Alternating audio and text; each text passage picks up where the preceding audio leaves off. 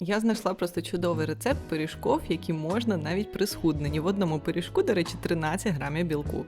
Готуються вони дуже просто. Спочатку ставимо варитися 4 яйця, ми їх будемо використовувати для начинки, а тепер приготуємо тісто. Беремо 200 грамів кисломолочного сиру, у мене 5% жирності, додаємо до нього 2 яйця, трохи солі за смаком та перемішуємо.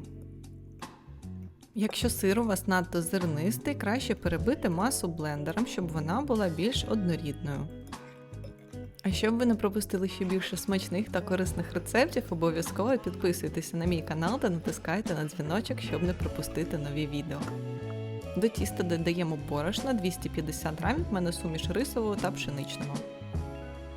Також я додала 1 чайну ложку розпушувача і тепер просто замішуємо тісто звичайним способом.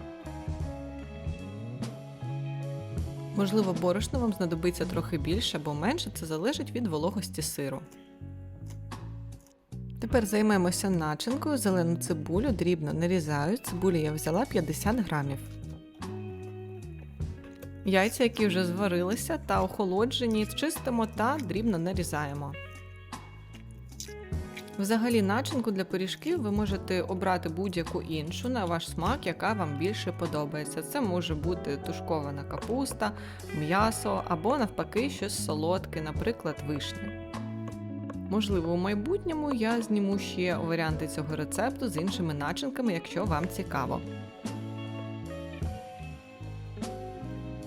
Яйця об'єднуємо з цибулею, додаємо сіль та перець. Також я додаю 1 столову ложку йогурту та перемішуємо, щоб начинка у нас не була надто розсипчастою.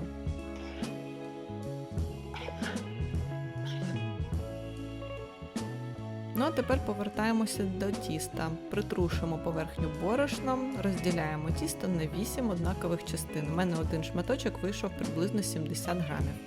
Розкачуємо кожен шматочок у тонкий пласт та формуємо пиріжок класичним способом.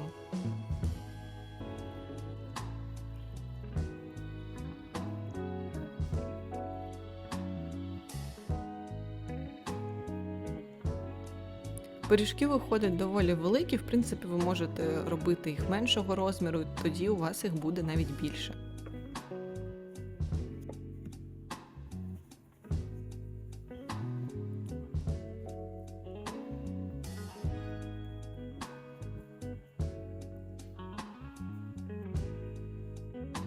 Пиріжки викладаємо на деко, застелене пергаментом, та змащуємо зверху жовтком, щоб вони у нас були красиві та рум'яні.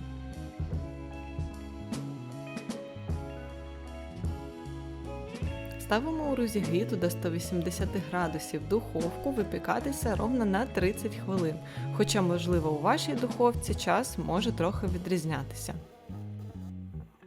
Ось такі красені в мене вийшли, зверніть увагу на те, які вони пухкі.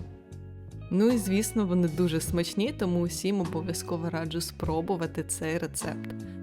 Ну а на сьогодні це все, і я сподіваюся, що відео вам сподобалось. Якщо це так, буду чекати на ваші вподобайки та коментарі внизу. З вами була Оля, зустрінемося у наступних роликах.